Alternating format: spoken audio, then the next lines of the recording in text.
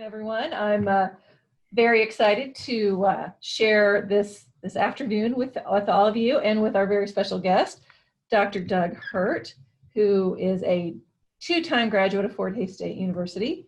Doug, thank you so much for being here with us today. I would like for you, if you wouldn't mind, to begin by just sharing with us your Fort Hays story. Well, I've known about Fort Hays from the time I was a kid. I grew up in Ellis, and we went to the county seat periodically for different things. It's only 12 miles away, so we family went by the university a lot. When I was a kid in school, the public schools generally had field trips, and I remember going to the Sternberg Museum. I'm not sure if it was called that then, but it was in McCarty Hall. It was on the ground floor, and the Fossil Museum was off to the right, and they had a firearms collection off to the left. And so that was sort of a ritual of something we did. And I remember up above, the library was on the second floor and had a wonderful reading room that ran the length of the building. But so relatively early, from the time at least I can remember, Fort Hays was sort of a fixture and all of that. My mother worked as the secretary for the Dean of Women, and my dad worked on the grounds department. So we had a connection in many ways with the university. So do you remember who the Dean of Women was back then? It was Joan Stouffer. Oh, okay. Yeah. So Stauffer Lounge in the Memorial Union is named in her honor. Absolutely. Right, She well, is a that's when the legend. world was very different, and you had a Dean of Women and a Dean of Men. Right. I think that disappeared a long time ago. And I think it did, but rightfully so, I think. Exactly. So, so you earned 2 degrees from Fort Hays, both in history. Is that correct? That's correct. Mm-hmm. And then you taught for just a brief period of time in the public schools, and then moved down the road for a doctorate. That's right. When I finished, Fort Hays at that time had a different semester system, and finals for the fall semester occurred in early January. So I finished in January of '69. Now that's not the structure, and the university's better for it. But after I graduated, I was fortunate to take a position at the Colby Public Schools. And I taught there for 2.5 years, and then left in 1971 after I finished my master's degree at Fort Hays and began my Ph.D. at Kansas State. During that time, Colby was close enough that, and Fort Hays, the Department of History offered Saturday classes and some night classes, and so I drove back and forth to do that. So over a couple of years, you chip away, and you think it's never going to be over, but it is, and now it seems like it's in the distant past, which it is. So while you were a student here on campus, were there activities that you were particularly involved with? Are there faculty members that you remember? Oh, the Department of History had a very strong teaching faculty, and I got a terrific content background by the time I had finished. I remember Wilda Smith. I think she's still alive. She taught a survey course in American history, but I also had her for a course in the history of Greece, which is very good. And I thought taking her course that someday I'd like to go to Greece and see if I can make some linkages there. And ultimately I had that opportunity. And before I went, I reread her old textbook, which was still useful in some respects. And it was nice to connect a classroom many years later with actually being in Greece. So that was a real treat for me.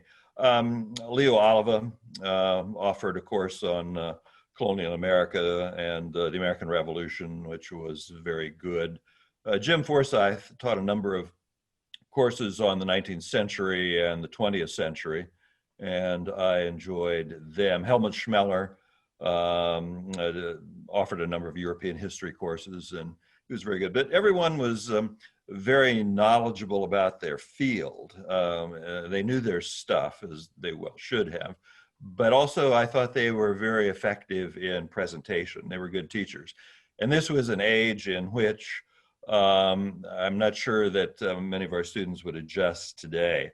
I mean, PowerPoint was in the distant future. No one ever suspected that classrooms would be like they are today. But so there were lecture classes, and you went and you took notes, and you read 6, 8 books during the semester in each course. You wrote a research paper. You took essay exams, and it was a rigorous degree, and it served me well. It gave me a good foundation for being a historian. So Fort Hays was a good place to be, I think, to get a degree, a bachelor's, and as well as my master's degree in history. So are any of those books behind you from your undergrad or master's days? No, they're mostly just tools in the tray. They're my toolbox. When I need something, I go and grab it. The books behind me really relate to my the professional work today. They're all agricultural history books.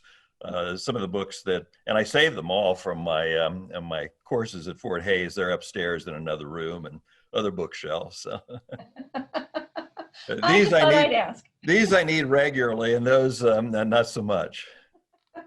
But you still have them. I mean, I still have them, right? I guess. And I tell my students this: just because a book is old doesn't mean that it's not useful. Right. Although in some professions it might. Well, yeah, right. If it's biochemistry or medicine, it would certainly be different. So you go down to K-State, you work on, you complete your doctorate, and then I'm really interested to hear about your postdoc at the Smithsonian. That just sounds amazing to me. Yeah. Well, I was very fortunate to receive a postdoctoral fellowship to the Museum of the History of Science and Technology, and today that's the Museum of American History. The Smithsonian, as you well know, has a number of museums, and this was one that had a very good agricultural collection, and I worked with the curator of agriculture.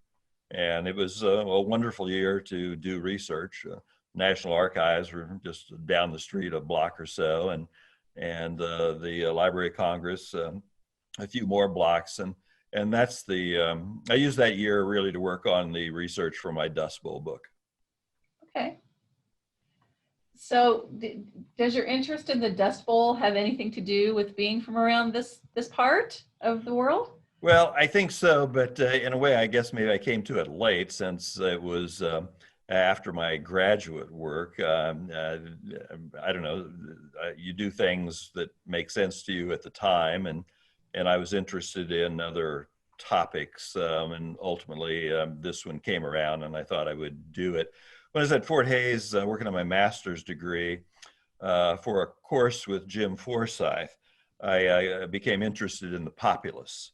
And so I spent some time doing research on the populace on the Great Plains, and that contributed to my dissertation. And then after that, I was looking for another interesting project, and the Dust Bowl seemed to be one.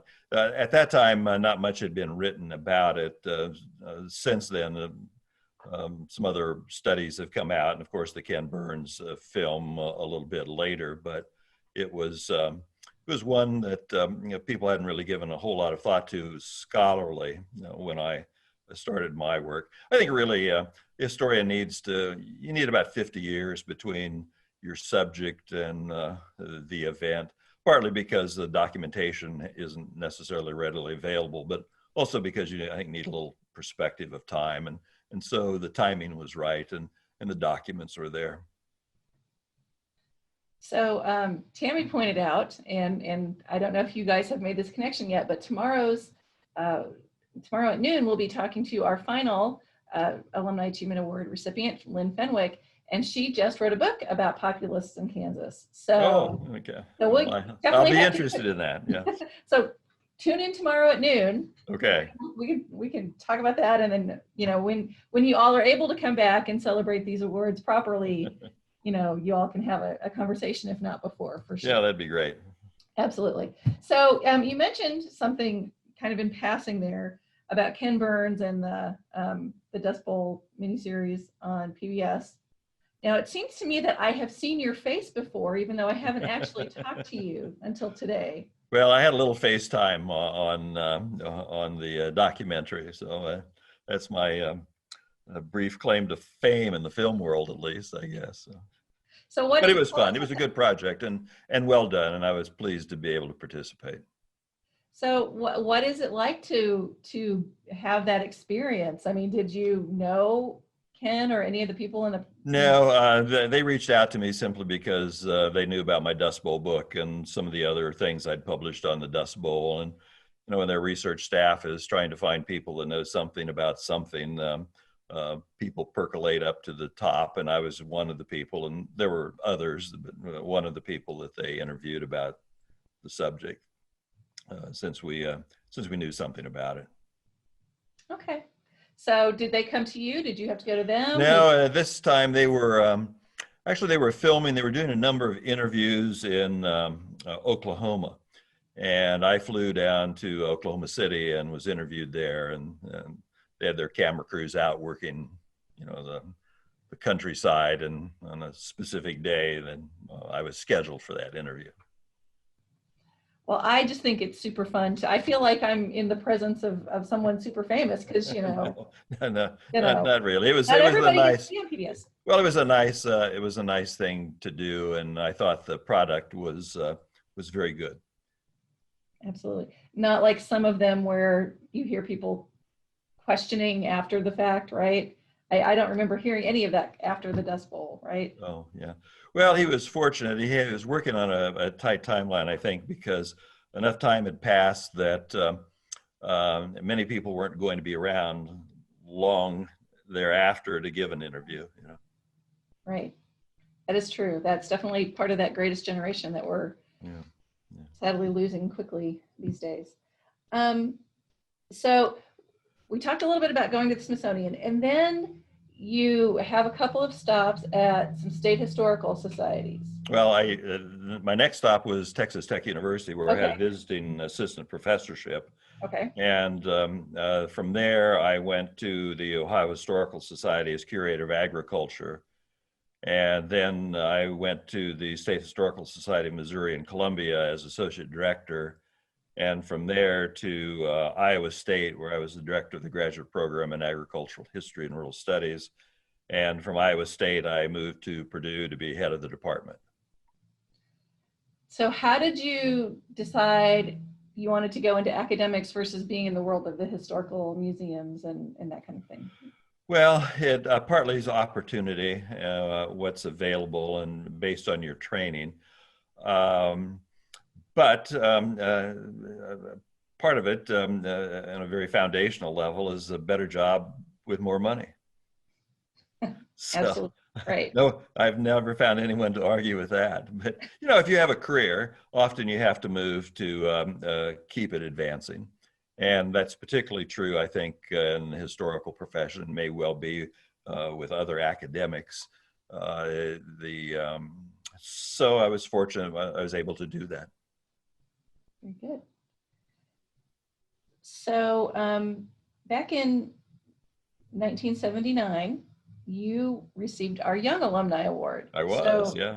So you were one. There are a few of you who are recognized as Young Alumni and later in your career. Oh, is that right? Yeah. Continue doing amazing things and then are recognized again as the Alumni Achievement Award recipient.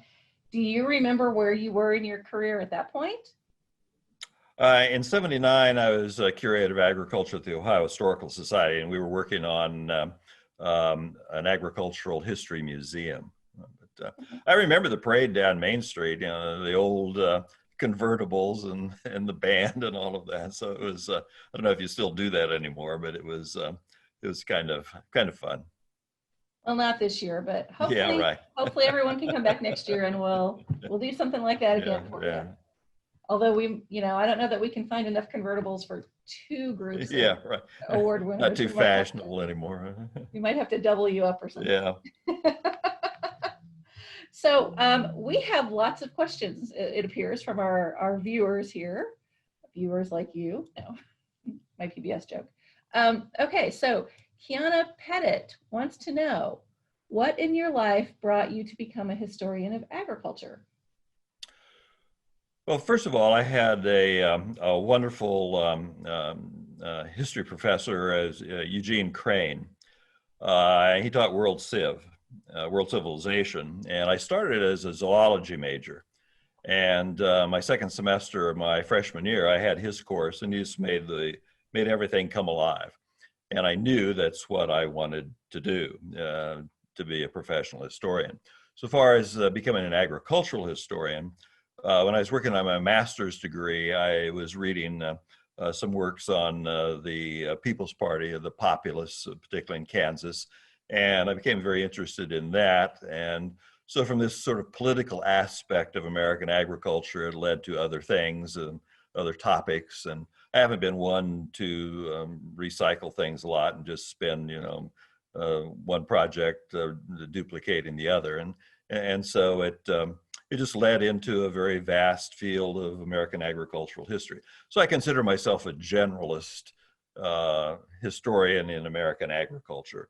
And it's been one that I've enjoyed thoroughly, and it's been a real intellectual challenge. So it worked out very well. But that was the linkage really from a Western civilization course to a course on late 19th century America with Jim Forsyth, and my work with the People's Party. So in terms of your work in agricultural history, I know that you actually hold two fellowships, or a fellowship and an associate fellowship, with the Agricultural History Society and the Center for Great Plains Studies. So can you tell us what that means to? Well, it's really nice to be honored as a fellow of your primary professional organization. It's recognition by your peers that you've had achievements of consequence, and you've made a contribution to knowledge in your respective area. And the same is true with the associate or the fellowship with the Center for Great Plains Studies. So I've done a lot of work on the Great Plains, and it's nice to be recognized that way. They're honorary. I mean, there's no money. I don't have to do anything. You're recognized because you've done something. You don't have to do anything really after you get it. But there's no money associated with it either. There's no money. It's all honorary. It's that proverbial pat on the back, Kind of like this award, right? There you go. Actually, you gave me a nice plaque, though, which I'll put on the wall. Don't tell anyone there's no money associated with our award.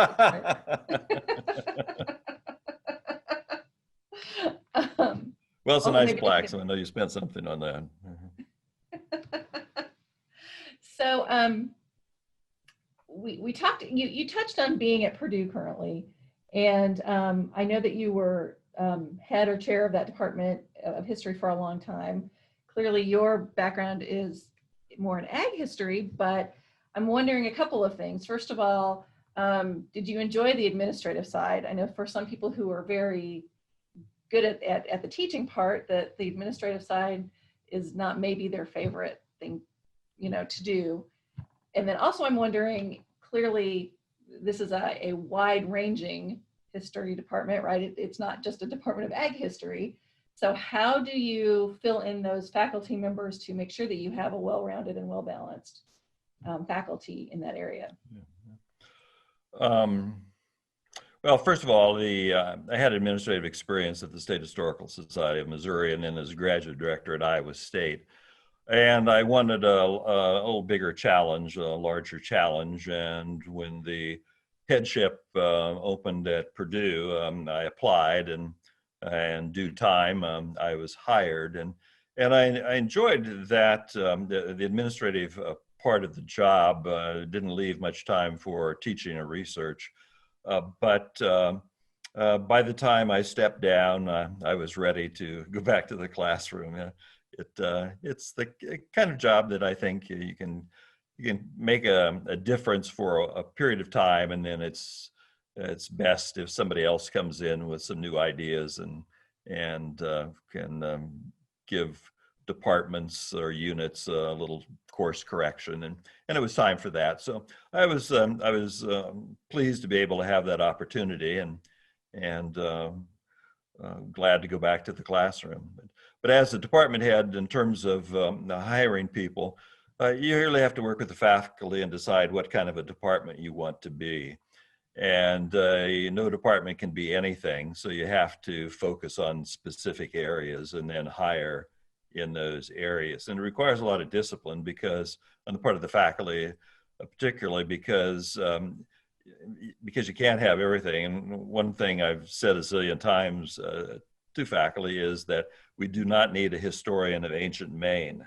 So you might need other things, but you have to be very careful in your calculations and your strategic planning to take a department in a certain direction. So, and that's always a struggle, not just at Purdue, but at any university, given the funds that are available and enrollments and that. So it just goes with the job, and sometimes it works out to your advantage, and sometimes you have second thoughts, I guess. But by and large, we made some good hires. When I joined the department, we had 27 faculty, and I was able to bring it up to 37 and develop some areas that hadn't been offered before. So I was pleased to do that.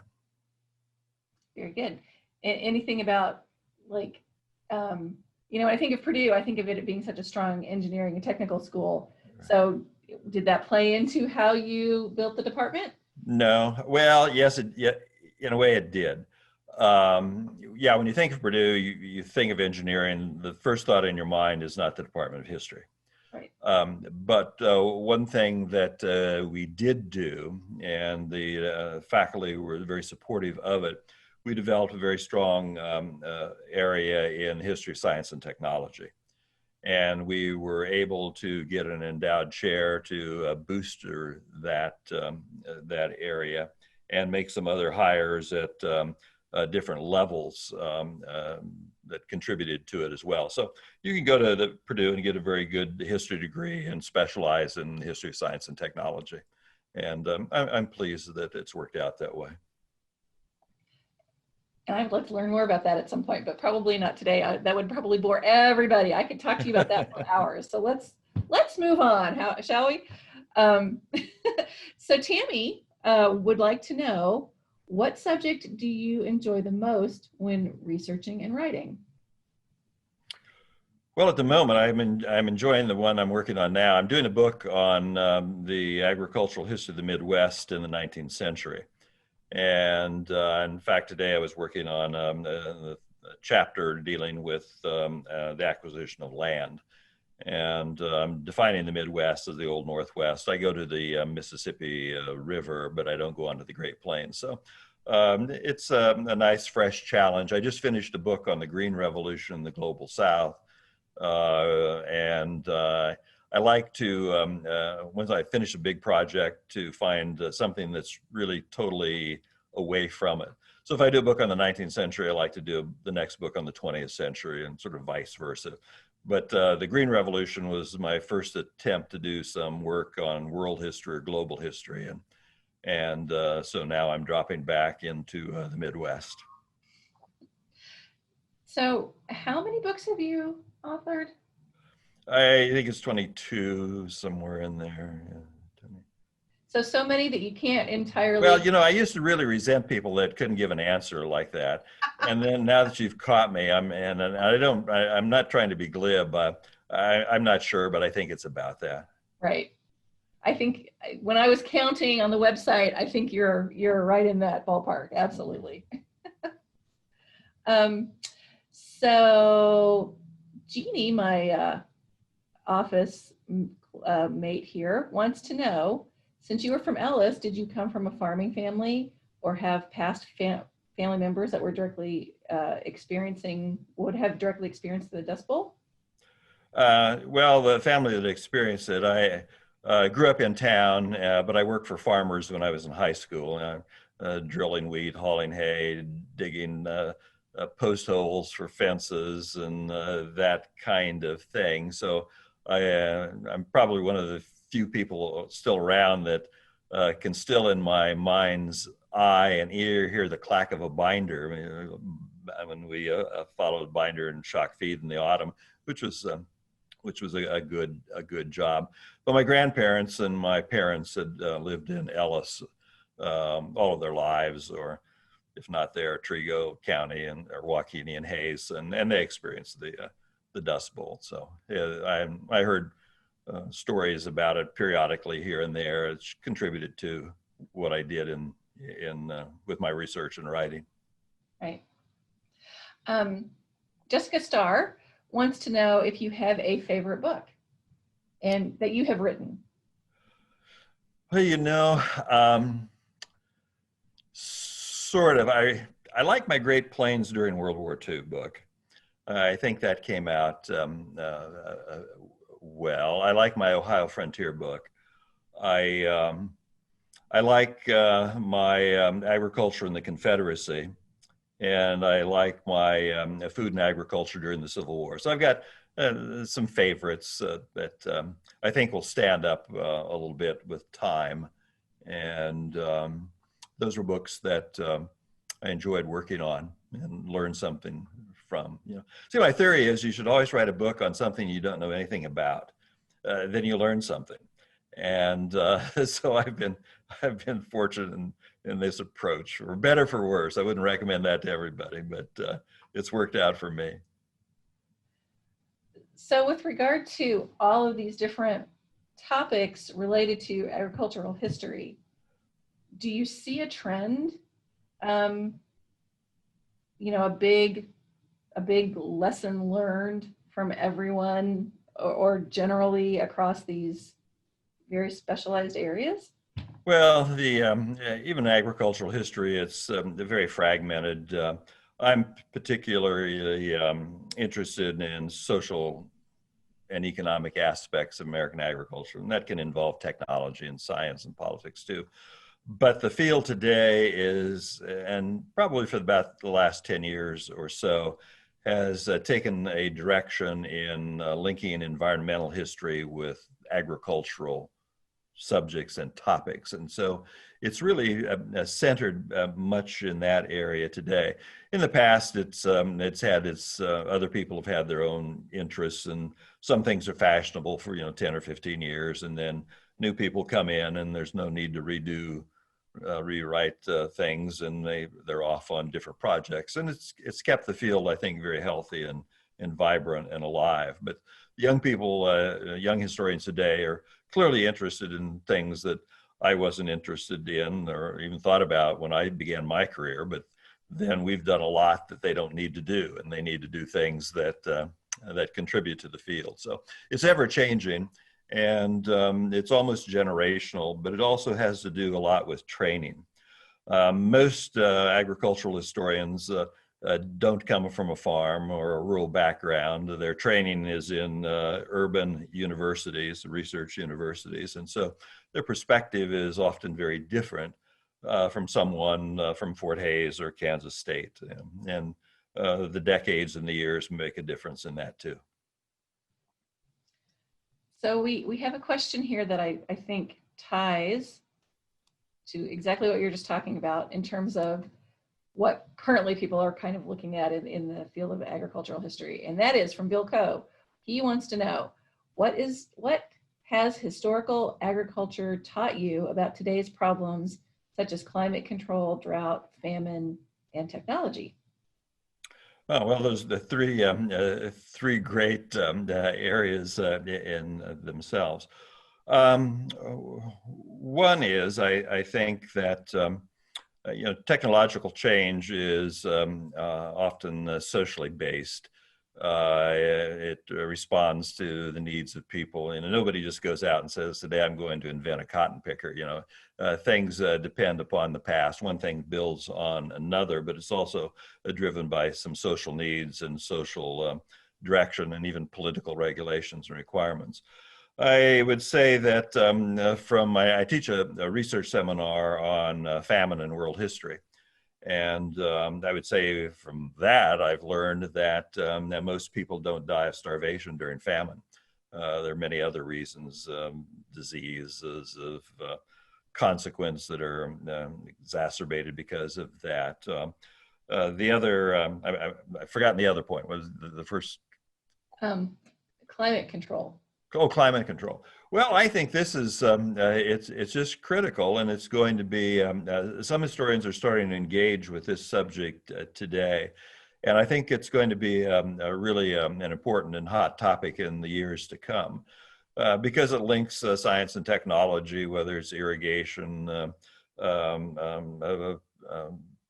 chemical applications to the land, leaching. Drought, and the patterns, I think, on a number of these things are clearly evident. So I think that historians are going to be engaged in the science of climate change for the considerable future. Agricultural historians. So as you were researching the populist movement, which I know has been a topic of interest of yours at certain points, do you see a clear tie between that and, because when I think of that, I think of, William Jennings Bryan and Nebraska and folks here in Kansas and all of that, clearly agriculture-based areas. Is there a clear tie there between that movement and where it sprung from? Oh, I think so. I think so. Bryan was never a populist. He never would take that step across the line, but all of his ideas were very much within the populist platform, and that's why the populists liked him so well. Yeah, and it has to do with the price of wheat and transportation charges and mortgage rates, and a feeling on the part of many farm men and women, stemming from the late 80s into the early 90s, and drought is a contributing factor to it, that they've been left out, and that corporate America hasn't met their needs and has really cheated them. And the two major parties have not been responsive to them. And so you have really a big flash of a third party movement that doesn't last very long, but the ramifications of it are still with us today in many respects. The sub-treasury of the populace is really the Commodity Credit Corporation that Congress approved in 1933, and it's still an active agency in the USDA today. So I like to see footprints and linkages with the past, and if you think about enough things and read about enough things, you can often see those footprints very clearly. Do you see any of those footprints when we're talking about people being upset with the corporate world and all of those, and with both parties and the environment today? Well, I think a good linkage with all of this is government subsidies to agriculture in a number of contexts. And you find farmers today, whether they're supportive of what the administration is doing or not, they clearly look to the USDA as a benefactor, and have since the 1930s. Policies changed a little bit. Often it's much of the policy of the past, I think, is merely disguised in the farm programs today. But nonetheless, I think there is a feeling on the part of many farm men and women that the urban America, doesn't understand them, and that they have very little voice. And in some respects, that's true, because the population, in terms of voting power, is very weak.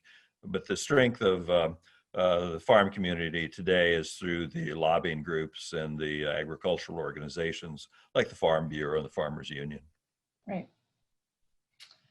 We have another Ken Burns question, and now I was accused on the chat of being a huge Ken Burns nerd, and I probably am, but this question is not from me. I just want to point that out. This is actually one that was texted to me or tweeted to me.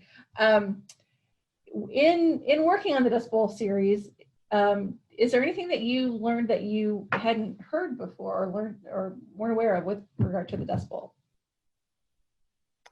Well, no, but then I wasn't supposed to be somebody that would come in and not know anything. So I knew the parameters. I knew where they were going. I knew the argument that he was trying to make. I knew that before I got there. It's sort of counting votes before you take a vote. You know what the outcome is going to be. So I knew how he worked, and I knew sort of his theoretical or ideological view of the subject, and so what I learned was simply watching the technicians set the lights and the cameras. I thought that was all very fascinating.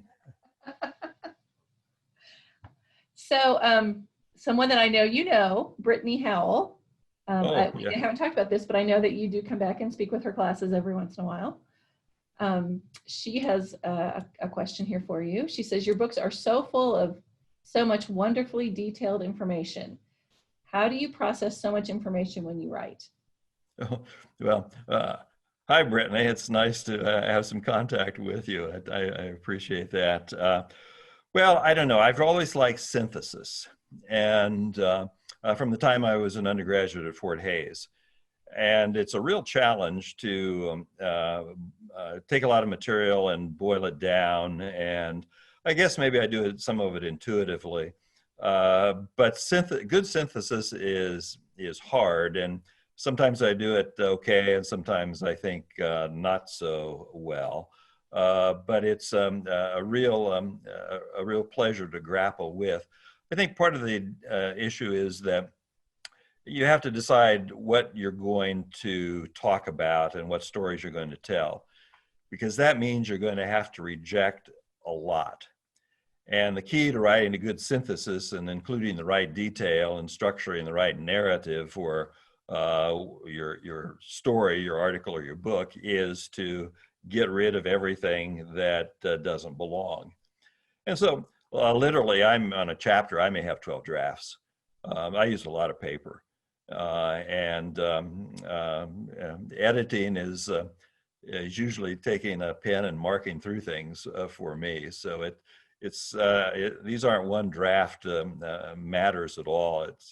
It's hard work, and you get better the more you do it. But some of it is just intuitively, you know what works and what isn't going to work. And at other times, you maybe have to kind of sketch out an outline and keep you focused and on track so you don't go off on a tangent too much. So changing topics just a little bit, as you look through the history of ag in our area, my teammate Jeannie Billinger is wondering what changes will be necessary for family farms to survive in the current. Well, this has been just a very important question for a long time. And really, for much of the 20th century, and certainly since the 1930s and since the mid 20th century with industrialization of agriculture, I don't know that I can give a clear answer, but I can give an answer that I'm sure you won't like. And that is, there are probably going to be fewer farmers in the Western Kansas in 20 years than there are today. The economics of the business are such that it's the kind of life that requires a lot of capitalization, management of money, the willingness to take on an incredible amount of debt, trust that the markets are going to be there and you're going to have some backup by the federal government in case things don't work out. But it's if you look at the issue across the country as well, I think you're going to still find that there will be fewer and fewer farmers, and admittedly, there aren't many left today. What I think you're going to see is more hobby farmers. people that do things sort of for more of enjoyment. It's not really their primary income. And also, I think you're going to see, and this has been true for a number of years, and that is farm families, both the man and the woman generally have off the farm jobs that support the farm. And if they didn't have those off the farm jobs, the farm wouldn't make it. And that pulls people in very stressful ways, I think.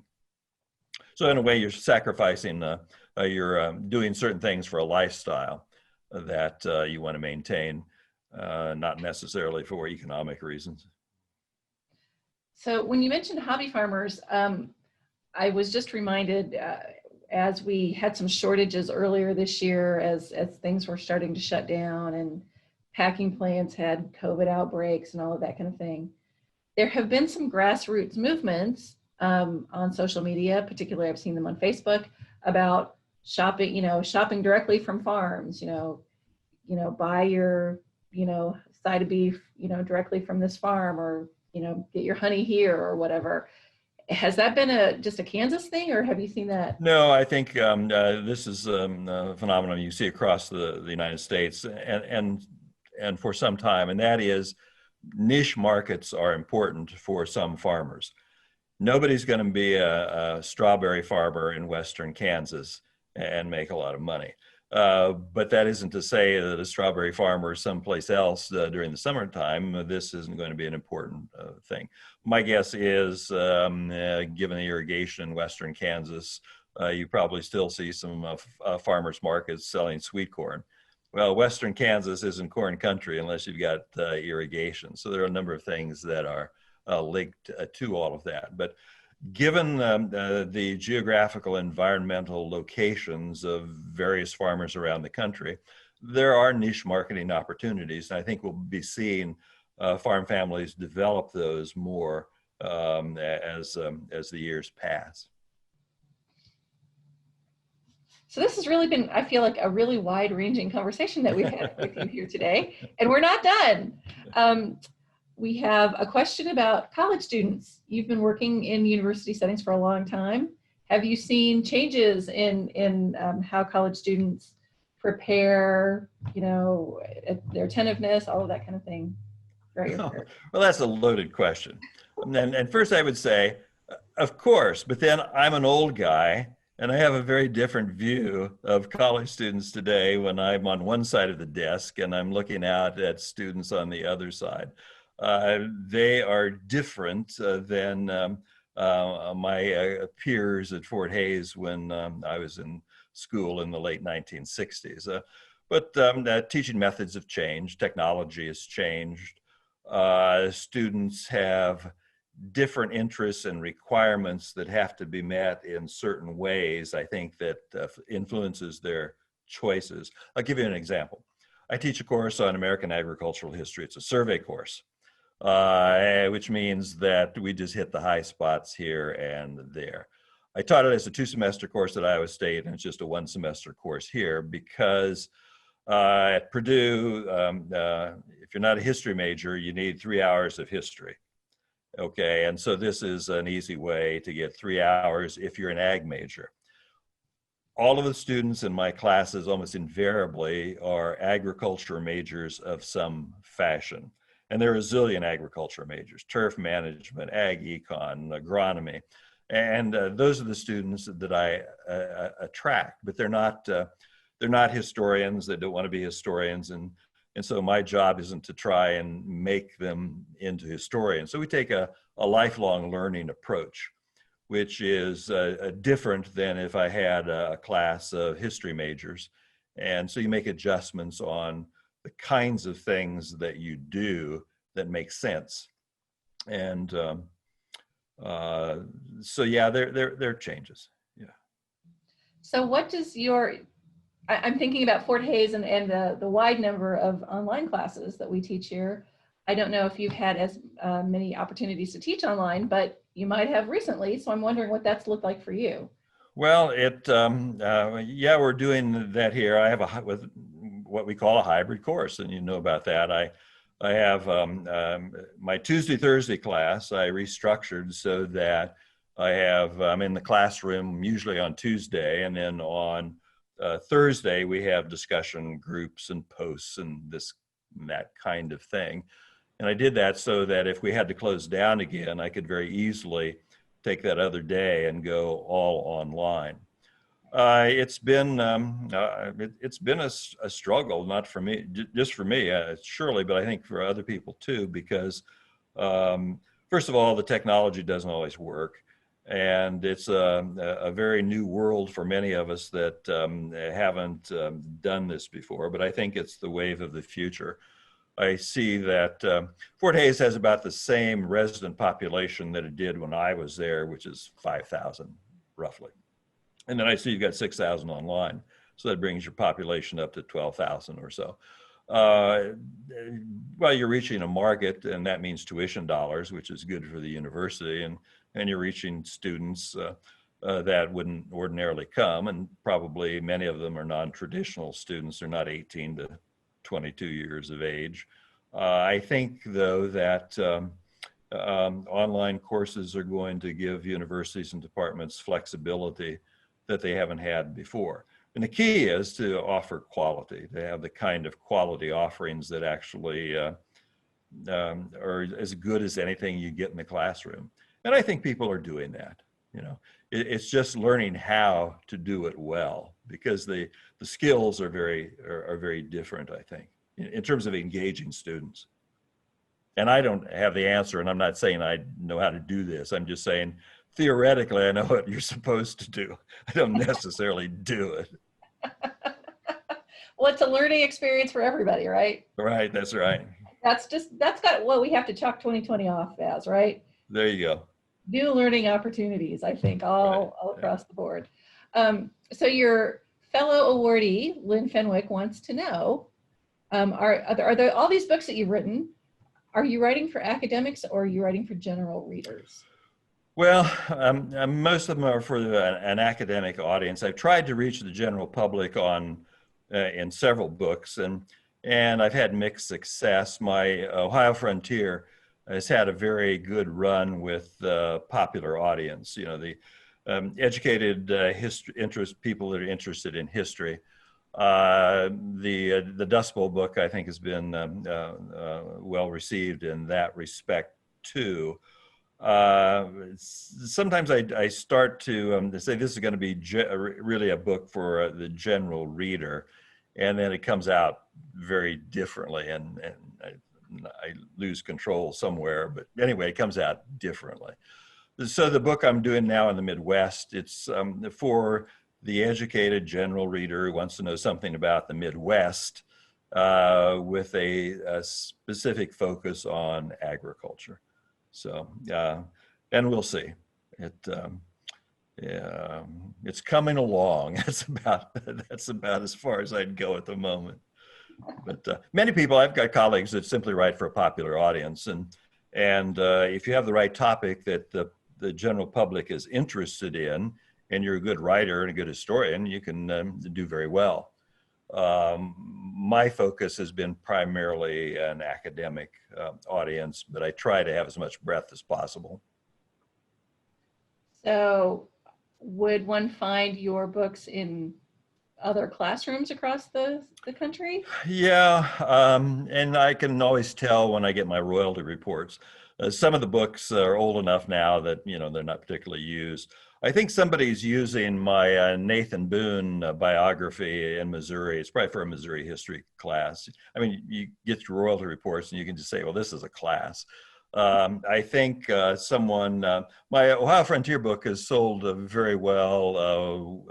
I think it's been used in classrooms, but a number of museums in Ohio, I think, have it on the shelf, and that's been very helpful. So it kind of depends on the topic and location. Yeah. So we're getting close to time. So if anybody has any last minute questions, please shoot them our way. You did talk about the current book that you're working on, the Midwest from the 19th century. Do you know what's coming after that? Well, I don't know. I've always wanted to do a book on agriculture during the American Revolution, and I'd still like to do that, but the COVID crisis may determine it because it's going to require travel and some archival research. And at the moment, that's just not a possibility. It's going to take a couple of years to finish this project now, but I always stuff articles and clippings and folders, and so that when you're done with one project, you're not just cold. You've got a place to start, and you've got a running go at it. Very good. So this is my last call for any last questions. Oh my goodness, huge. I'm going to read this as I haven't pre-read this one. So Dr. Hurt, I've enjoyed this session with you so much. I work for the National, this is from Brooke O'Leen Tepperman, who is a member of our board of directors. I work for the National Conference of State Legislatures in Denver. We were to have our big annual meeting in Indianapolis this year. It's postponed because of COVID until 2 years from now. My department, Environment, Energy, and Transportation, heads up an agriculture task force of legislators who sit on ag committees in their states. I could see you schooling and coordinating with some of these legislators in the near future if you haven't already. Looking to the past always informs our future. Thank you for your time today. So that wasn't a question. I wasn't sure if there was a question in there. But well, it's very kind of you. Thank you for that, and I'm glad to have that question. I'm glad people are working on that. Absolutely.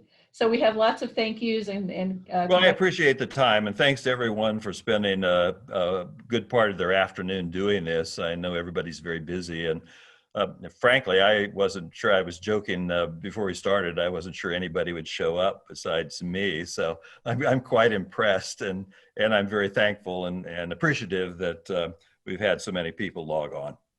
Absolutely. Well, thank you again for your time and congratulations. I want to remind everyone that you and your fellow recipients will be celebrated at our awards celebration online, unfortunately, because of this crazy year. Tomorrow night at 7 p.m. Central Time, it will be live streamed on Facebook. So I hope you all will come and join us as we celebrate all of our award recipients tomorrow night.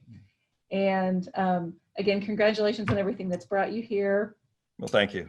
Tomorrow, if you all would, for the Lynn Fenwick conversation. That's our last award recipient from this year. Oh, Bill Coe is waving something at us. I don't know if you can see that. I cannot. And we can't hear him. I can see Marla and I can see Carrie, and that's class it. is reading your book right now, Dr. Hurt. Oh, okay. Thank you. Well, I hope you find it worth your time. Oh, it is. It's very good. I can't get your autograph via Zoom, but you know. Yeah. Well, maybe I get out there someday. Are you in the area? I'm in Kansas City, actually. Oh, Kansas City. Okay. Yeah, we're all some of our classes all virtual all over the United States. So I see. Should be coming in. Oh, I see. Oh, so you're using that for Professor Howell's class? That's correct. Oh, I see. Good. Okay. Well, I'm glad it's working out. Yes, sir. Thank you. And well, so everyone plan on coming to Hayes next year for homecoming, because we hope to bring all these folks back, and certainly you'll have the opportunity to meet him there. You know, come find him in the parade car, if nothing else, right? And get him to sign that book for you. So again, I want to thank everybody. It's been a pleasure, Dr. Hurt, and again, thank you all for your fabulous questions. And I hope you all enjoy the rest of your day. Go Tigers, and enjoy Homecoming at Home 2020. See you tomorrow.